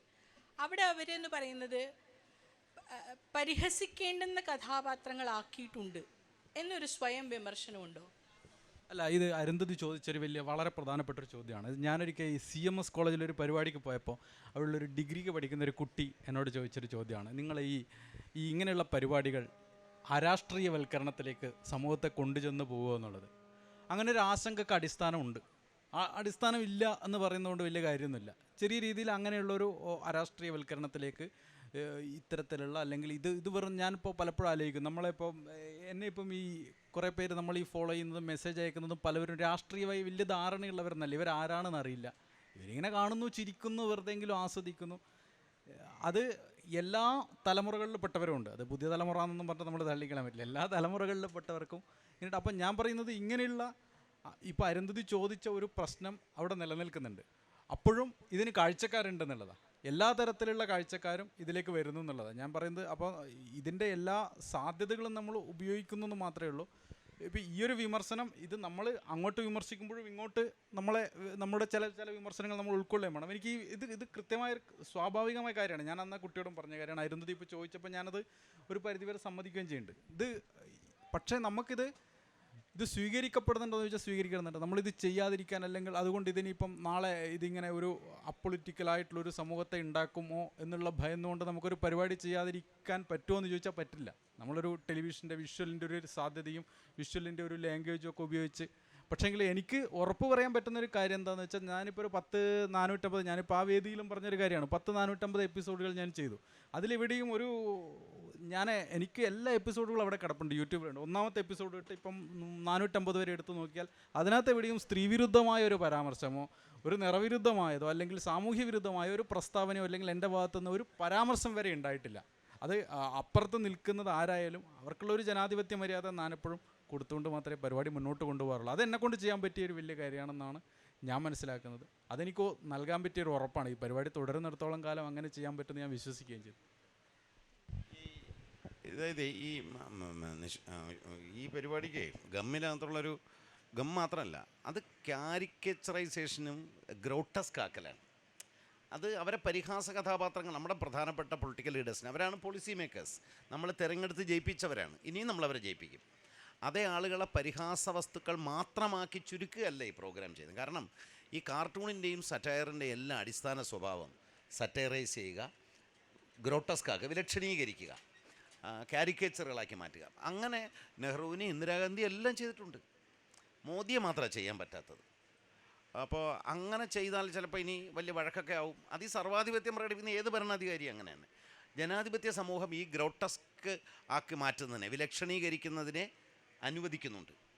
അത് പക്ഷേ അതേസമയം തന്നെ നമ്മളവരെ ആ സന്ദർഭം കഴിയുമ്പോഴേക്കും ബഹുമാനിക്കണം. അത് ക്രിറ്റിസിസത്തിൻ്റെ ഒരു രൂപമായി മാത്രം കണ്ടാൽ മതി, അവരെ പരിഹാസ വസ്തുക്കളാക്കി ചുരുങ്ങുന്നില്ല. കാരണം ഈ 450 എപ്പിസോഡ് ചെയ്തിട്ടും കെ സുധാകരനും പിണറായി വിജയനും ഗോവിന്ദ മാസ്റ്റർക്കൊന്നും ജനപിന്തുണയൊന്നും കുറയുന്നില്ലല്ലോ. എന്നാൽ അവരുടെ ചില നടപടികളെക്കുറിച്ച് ജനങ്ങളിലുള്ള ആശങ്കകൾ ഇയാളിലൂടെ പുറത്തു വരുന്നെന്നല്ലേ ഉള്ളൂ. അങ്ങനെയാണ് എനിക്ക് തോന്നുന്നത്. ഞാൻ വിദ്യാർത്ഥിയെ രക്ഷിച്ചതാണെന്ന് വിചാരിക്കല്ലേ. അതിനിപ്പോൾ ഓഡിയൻസ് തീരുമാനിക്കട്ടെ. സമയപരിമിതി എന്നുള്ള കുറിപ്പ് കിട്ടിയിട്ടുണ്ട്.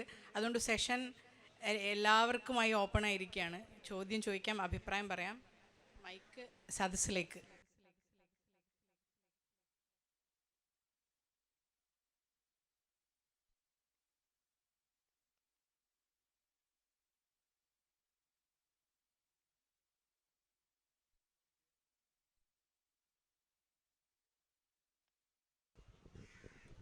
എനിക്ക് രാജശേഖർ സാറിനോട് ചോദിക്കാനുള്ള ചോദ്യമാണ്. ഈ ഫിലിം ക്രിറ്റിസിസത്തെ അപേക്ഷിച്ച് ഈ സാഹിത്യ വിമർശനം മെയിൻ സ്ട്രീമിലേക്ക് കടന്നു വരുന്നില്ല എന്ന് എനിക്കൊരു തോന്നലുണ്ട്. കാരണം ഇപ്പോൾ ഒരു പുസ്തകം ഇറങ്ങി, ഇപ്പോൾ ഉദാഹരണത്തിന് ദേഹം എന്ന പുസ്തകം ഇറങ്ങി, അതിൻ്റെ ഒരു റിവ്യൂ, അതിൻ്റെ ഒരു അഭിപ്രായം ഞാൻ അറിയുന്നത് ഒരു 2-3 മാസം കഴിഞ്ഞൊരു ഫേസ്ബുക്കിലൊരു കുറിപ്പിലായിരിക്കാം. അപ്പോൾ അങ്ങനെ അത് മെയിൻ സ്ട്രീമിലേക്ക് കടന്നു വരേണ്ടതല്ലേ? എന്നാലല്ലേ അത് വായനയും കൂടുതൽ സഹായിക്കില്ലേ, വായന ശീലം വർദ്ധിപ്പിക്കുന്നതിൽ അതൊരു സഹായിക്കില്ലേ എന്നൊരു തോന്നൽ സാറിനുണ്ടോ? അതെ, ഒന്ന് ഈ റിവ്യൂസ് ഇപ്പം പൊതുവെ മലയാളത്തിലെ മാഗസിനുകളിലില്ല. പുസ്തകം കൈപ്പറ്റി എന്ന് പറഞ്ഞ് കുറിപ്പ് കൊടുക്കാനേ അവർക്ക് സ്ഥലമുള്ളൂ. കാരണം ഒരുപാട് പുസ്തകം ഇറങ്ങുമ്പോഴേ ഒരു പുസ്തകത്തിന് വേണ്ടി ഒരു പേജ് നീക്കി വെച്ച് എത്ര പുസ്തകം ഇറങ്ങുന്നത്. അപ്പോൾ ഒരു പടവും കൊടുത്ത് ആ പുസ്തകം ഇറങ്ങിയെന്ന് അറിയിക്കുന്നതായിരിക്കും മാഗസിനുകൾ ചെയ്യുന്ന കുറച്ചുകൂടി നല്ല ഡ്യൂട്ടി അത്. അതുകൊണ്ട് റിവ്യൂകാരന്മാരും അവസാനിച്ചു. പിന്നെ സാഹിത്യ വിമർശനത്തിൻ്റെ സ്വഭാവം മാറി. ഒരു പുസ്തകം ഇറങ്ങി ഇത് കൊള്ളാമോ കൊള്ളൂലേ എന്ന് പറയുന്നത് ഞങ്ങളുടെ ഡ്യൂട്ടിയാണ് എന്ന് ഇന്ന് കൊള്ളാവുന്ന സാഹിത്യ നിരൂപകരാരും വിശ്വസിക്കുന്നില്ല. പിന്നെ എല്ലാത്തിലും അഭിപ്രായം പറഞ്ഞേ പറ്റൂ എന്ന് അശരീരി കേട്ട് ജനിച്ച കുറേ പേരാണ് സോഷ്യൽ മീഡിയയിൽ ഇത് അഭിപ്രായം പറഞ്ഞുകൊണ്ട്. എന്തിറങ്ങിയാലും അവർ അഭിപ്രായം പറഞ്ഞു പോകും. അതാണ് ഈ അഭിപ്രായം. അതുകൊണ്ട് സാഹിത്യ നിരൂപകർക്ക് നിവർത്തിയില്ല. ഇപ്പം ഞാനൊരു നോവലിനെ കുറിച്ചൊക്കെ പഠിക്കുന്ന 4 കൊല്ലോ 10 കൊല്ലോ കഴിഞ്ഞായിരിക്കും. അപ്പോൾ അതുകൊണ്ടാണ് മറ്റേ റിവ്യൂ നമ്മുടെ മലയാളത്തിൽ ഇല്ലാതായത്. ശരിക്കും വേണ്ടത് ഇത്രയും അധികം പുസ്തകം വിൽക്കുന്ന സ്ഥലത്ത് പുസ്തകങ്ങൾക്ക് വേണ്ടി ഒരു മാഗസിൻ ഇല്ല എന്നാലോചിക്കണം. ഓൺലൈനിലെ സാധനങ്ങളെയല്ല ഞാൻ പറഞ്ഞത്. സീരിയസ് ആയി ബിബ്ലിയോ പോലുള്ള ബുക്ക് റിവ്യൂസ് വരുന്ന, ബുക്ക് ഇൻഡസ്ട്രിയിൽ എന്ത് നടക്കുന്നു എന്ന് പറയുന്ന ഒരു മന്ത്ലി എങ്കിലും നമ്മുടെ ആരും ഇറക്കുന്നില്ല. മാതൃഭൂമിക്ക് ബുക്സ് ജേണൽ എന്ന് പറഞ്ഞ് കൊള്ളാവുന്നവരുണ്ട്, അവരത് ഫ്രീ ആയിട്ട് മാത്രമേ കൊടുക്കൂ.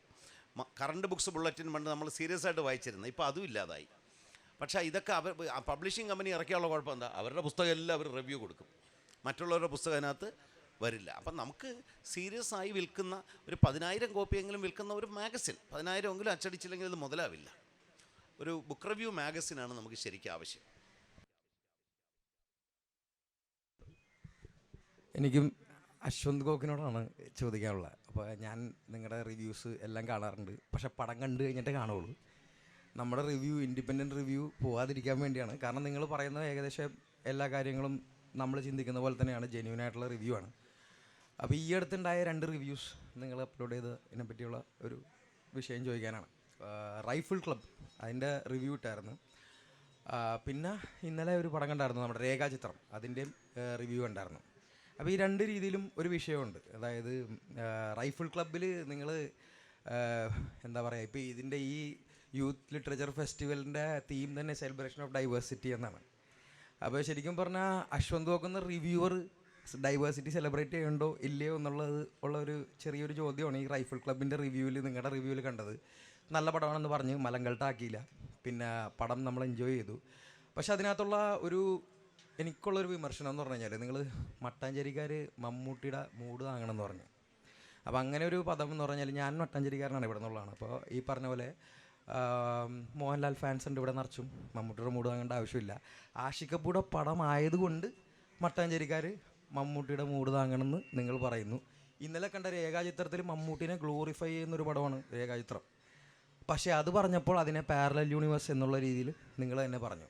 അപ്പോൾ ഈ പറഞ്ഞ പോലെ രണ്ട് രീതിയിൽ മാറ്റി പറയുന്നത്, ഈ പറഞ്ഞ പോലെ മമ്മൂട്ടിനെ ഒരു സ്ഥലത്ത് ഗ്ലോറിഫൈ ചെയ്യുമ്പോൾ ആഷിഖബു ആണെങ്കിൽ അതിൽ വർഗീയത അല്ലെങ്കിൽ അതിലൊരു റീജിയണലിസ്റ്റ് ചിന്താഗതി, നേരെ മറിച്ച് ജോഫിൻ ചെയ്യുമ്പോഴത്തേക്കും അതിനകത്ത് പ്രശ്നമില്ല. ഈ ഒരു സംഭവം നമുക്കൊരു ഡൈവേഴ്സിറ്റി അലൗ ചെയ്യുന്നില്ല എന്നുള്ള രീതിയിലാണ് തോന്നുന്നത്. അപ്പോൾ ഈ പറഞ്ഞ ഒരു കാര്യം നിങ്ങൾക്ക് ആക്ച്വലി മട്ടാഞ്ചേരിയോടുള്ള ഒരു, ഈ പറഞ്ഞ മട്ടാഞ്ചേരിയുടെ ഹിസ്റ്ററീനെ പറ്റിയുള്ള ഒരു അറിവില്ലായ്മയായിരിക്കും. നിങ്ങൾ മട്ടാഞ്ചേരി പോയിട്ട് ഈ പറഞ്ഞ കാര്യം പറഞ്ഞു കഴിഞ്ഞാൽ ശരിക്കും, കാരണം നമ്മൾ ഈ റിവ്യൂ ചെയ്യുമ്പോഴത്തേക്കും ഓൺലൈൻ ആകുമ്പോഴത്തേക്കും you don't have fear of consequences. അപ്പോൾ ഇപ്പോൾ നിങ്ങൾ നേരിട്ട് വന്നിട്ട് മട്ടാഞ്ചേരിയിൽ വന്നിട്ട് മട്ടാഞ്ചേരിക്കാരെല്ലാം മമ്മൂട്ടിയുടെ മൂഡ് താങ്ങുകയാണെന്ന് പറയാനുള്ള ആ ഒരു എന്താണ് തോന്നൽ ശരിക്കും ഇൻ റിയൽ ലൈഫ് അശ്വന്ത് ഗോക്കിനുണ്ടോ? അല്ല, അതിൽ ആദ്യമേ ഞാൻ പറയാം, നിങ്ങളത് തെറ്റിദ്ധരിച്ചിട്ടുണ്ട്. ഒന്ന്, മട്ടാഞ്ചേരി എന്ന് പറഞ്ഞ ഒരു സ്ഥലത്തെക്കുറിച്ചല്ല ഞാൻ പറഞ്ഞിട്ടുള്ളത്. ഒരു സ്ലാങ് ആണ്. അതായത് ഈ ആഷിഖ് അബു, അമൽ നീരദ്, അൻവർ റഷീദ് തുടങ്ങിയിട്ടുള്ള ആളുകളൊക്കെ തന്നെ ഈ ഒരു കൊച്ചി ഭാഗത്തെ കേന്ദ്രീകരിച്ച് പ്രവർത്തിക്കുന്ന സിനിമാക്കാരാണ്. അവരെ ഒരു സോഷ്യൽ മീഡിയ സ്ലാങ്ങിൻ്റെ ഭാഗമായിട്ട് ഉപയോഗിക്കുന്ന ഒരു പദമാണ് മട്ടാഞ്ചേരി ഗ്യാങ് എന്നുള്ളത്. അപ്പോൾ അതിൻ്റെ ഭാഗമായിട്ട് ദിലീഷ് പോത്തൻ ഉൾപ്പെടെയുള്ള, അപ്പോൾ ഇത് ഞാൻ പറയാനുള്ളൊരു കാരണം ഈ ഒരു പർട്ടിക്കുലർ സിനിമയുടെ കോണ്ടെക്സ്റ്റിൽ മാത്രമല്ല. ഇതിന് മുൻപ് മഹേഷിൻ്റെ പ്രതികാരം എന്ന് പറഞ്ഞ സിനിമയിൽ ഒരു പരാമർശം ഉണ്ടായിട്ടുണ്ട്. സൗബിൻ്റെ ക്യാരക്ടർ പറയുന്നത് മമ്മൂക്ക എല്ലാ ക്യാരക്ടേഴ്സും ചെയ്യും, Lalettan only top class, Nair, Namboothiri, സവർണർ എന്നുള്ളത്. അപ്പം അത് അന്ന് വളരെ ചർച്ച ചെയ്യപ്പെട്ട, വളരെ വിമർശനം നേരിട്ടുള്ള ഒരു ഡയലോഗും കാര്യങ്ങളുമായിരുന്നു. അതിനുശേഷം ഈ സിനിമയിൽ ഞാനിത് പരാമർശിച്ച സമയത്ത് ഉണ്ടായിട്ടുള്ളത്, വീണ്ടും ആ സിനിമയിലൊരു സീനിൽ മമ്മൂക്ക മൃഗയിൽ അഭിനയിച്ച സമയത്ത് ഗുഹയിൽ പോയിട്ട് താമസിക്കുകയും മെത്തേഡ് ആക്ടിങ്ങിനെ കുറിച്ചൊക്കെ അത് ഓവർ ഗ്ലോറിഫൈ ചെയ്യുന്നതായിട്ട് എനിക്ക് പേഴ്സണലി ഫീൽ ചെയ്തു. ഈ പറഞ്ഞ കാര്യവും മട്ടാഞ്ചേരിയായിട്ട് യാതൊരു ബന്ധവുമില്ല. ഞാൻ ഉദ്ദേശിച്ചത് ആ സ്ലാങ്ങിൽ വന്നിട്ടുള്ളതാണ്. അത് ആഷിഖ് അബു ഗ്യാങ്ങിനെ കുറിച്ചാണ്, അല്ലാതെ ഈ പ്രദേശമായിട്ട് ഇതിന് യാതൊരു വിധത്തിലുള്ള ബന്ധവുമില്ല. ഇത് ഞാൻ ഈ സ്ഥലത്ത് വന്ന് പറയുന്നതുകൊണ്ട് പറയുന്നതല്ല. ഞാൻ ഉദ്ദേശിച്ചത് ആ സ്ലാങ് ആണ്. രണ്ടാമത്തെ കാര്യം, നിങ്ങൾ ഇന്നലെ മെന്നാന്ന് കണ്ട സിനിമയുടെ കാര്യം ചോദിച്ചല്ലോ, രേഖാചിത്രത്തിൽ ആ സിനിമയുടെ മെയിൻ പ്ലോട്ടിൽ തന്നെയുള്ള ഒരു ഘടകം എന്ന് പറയുന്നത് മമ്മൂക്ക അഭിനയിച്ചിട്ടുള്ള, ഭരതൻ സംവിധാനം ചെയ്തിട്ടുള്ള കാതോര എന്ന് പറയുന്ന സിനിമയാണ്. അതിൻ്റെ സെറ്റും കാര്യങ്ങളാണ്. അപ്പോൾ അവിടെ ഞാൻ പാരലൽ യൂണിവേഴ്സ് എന്ന് പറഞ്ഞത് ആ സിനിമയ്ക്കകത്ത് അവർ ക്രിയേറ്റ് ചെയ്തിട്ടുള്ളൊരു യൂണിവേഴ്സ് ഉണ്ട്. അതായത് നമുക്കറിയുന്ന അത് അവർ പാരലൽ ഹിസ്റ്ററി എന്നാണ് പറയുന്നത്. അവർ നിർമ്മിച്ചെടുത്ത മറ്റൊരു ചരിത്രമാണ് നമ്മൾ കാണിക്കുന്നത്. അപ്പോൾ അതിനകത്ത് ഞാൻ ഉപയോഗിച്ച വാക്ക് എന്ന് പറയുന്നത് ആ സിനിമയ്ക്കകത്ത് അവർ കാണിച്ചിട്ടുള്ള ഒരു പാരലായിട്ടുള്ള ഒരു വേൾഡ് നമ്മളെ പരിചയപ്പെടുത്തുകയാണ്. എന്താണ് അന്ന് സംഭവിച്ചിട്ടുള്ളതെന്നൊരു ഫിക്ഷണലായിട്ട് അവർ നമ്മളെ പരിചയപ്പെടുത്തുകയാണ്. അത് പാരലൽ യൂണിവേഴ്സ് എന്നുള്ള അർത്ഥത്തിലല്ല ഞാൻ പറഞ്ഞിട്ടുള്ളത്. ആ സിനിമയ്ക്കകത്തുള്ള അവർ നറേഷനെ ഉപയോഗിച്ചിട്ടുള്ള കാര്യമാണ് പറഞ്ഞുള്ളത്. അതും ഇതും തമ്മിൽ ബന്ധമില്ല. പിന്നെ ഈ സിനിമയ്ക്കകത്ത്, രേഖാചിത്രത്തിനകത്ത്, ആ സിനിമയ്ക്കകത്ത് ഓർഗാനിക്കായിട്ട് നാച്ചുറലായിട്ട് മമ്മൂക്കയുടെ കഥാപാത്രത്തെയും ആ സിനിമ ഉപയോഗിച്ചുകൊണ്ട് അത് വിമർശിക്കേണ്ടതുണ്ടെന്ന് എനിക്ക് തോന്നിയില്ല. മറ്റേത് ഇഞ്ചക്ട് ചെയ്ത പോലെ എനിക്ക് തോന്നി എന്നുള്ളത് കൊണ്ടാണ് ഞാനത് വിമർശിച്ചത്. അത് ഐ റിപ്പീറ്റ്, അത് ഈ പ്രദേശമായിട്ട് യാതൊരു ബന്ധവുമില്ല.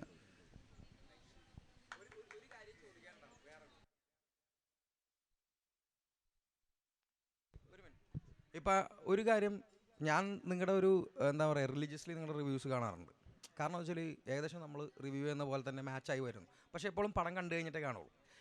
അപ്പോൾ കാരണം ഇൻഡിപെൻഡൻറ്റ് റിവ്യൂ പോകാണ്ടിരിക്കാൻ വേണ്ടി എനിക്ക് എപ്പോഴും തോന്നിയിട്ടുള്ള കാര്യം എന്ന് പറഞ്ഞാൽ, നിങ്ങൾ തന്നെ സ്വയം ഈ പറഞ്ഞ പോലെ കുറേ പ്രൊഡ്യൂസർമാർ നിങ്ങൾക്ക് പണി വെക്കാറുണ്ട്, നിങ്ങളുടെ റിവ്യൂ മോശമാണെന്നൊക്കെ പറഞ്ഞിട്ട്. അതിപ്പോൾ അവർക്ക് ഫീഡ്ബാക്ക് എടുക്കാൻ പറ്റുന്നില്ല. പക്ഷേ അവർ തന്നെ വേറെ കുറേ പ്രൊഡ്യൂസർമാർ നിങ്ങളുടെ റിവ്യൂ കാണിച്ച് പ്രൊമോട്ട് ചെയ്യുന്നുണ്ട്. അതിന് നിങ്ങൾക്ക് പൈസ കിട്ടണ്ടേ? ഹാർഡ് കോർ ക്യാപിറ്റലിസം അല്ലേ? അല്ല, അത് നിങ്ങൾ ചോദിച്ച ചോദ്യത്തിൽ അങ്ങനെ ഒരു ഘടകമുണ്ട്. പക്ഷേ അതിനെക്കുറിച്ച് ഞാൻ ചിന്തിക്കാറില്ല. കാരണം എനിക്ക് പ്രൊഡ്യൂസർമാരുടെ അടുത്ത് നിന്ന് വിമർശനം കിട്ടുന്ന പോലെ, ഭീഷണി കിട്ടുന്ന പോലെ തന്നെ അപ്രീഷിയേഷൻ കിട്ടിയാലും സന്തോഷമാണ്. അപ്പോൾ അവരെ നമ്മുടെ ഉപയോഗിക്കുന്നത് നമുക്കുള്ള ഒരു അക്നോളജ്മെൻ്റ് ആയിട്ടാണ് ഞാൻ കാണുന്നത്, ഒരു അംഗീകാരമായിട്ടാണ് കാണുന്നത്. അല്ല, എല്ലാം മോണിറ്റൈസേഷന് വേണ്ടി ചെയ്യുന്നതല്ല. മോണിറ്റൈസേഷൻ ഇതിനെ ഫോളോ ചെയ്യുന്നത് മാത്രം, അല്ലാതെ മോണിറ്റൈസേഷൻ ഇല്ലെങ്കിലും ഈ പരിപാടി തുടരും.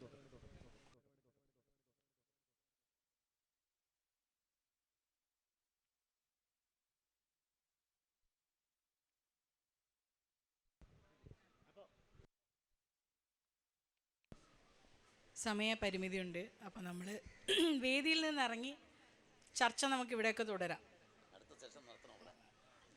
അപ്പോൾ എല്ലാവർക്കും നിങ്ങൾ നന്ദി പറയും. ഞാൻ എൻ്റെ പേരിൽ വ്യക്തിപരമായി എല്ലാ പാനലിസ്റ്റുകൾക്കും നന്ദി പറയുന്നു.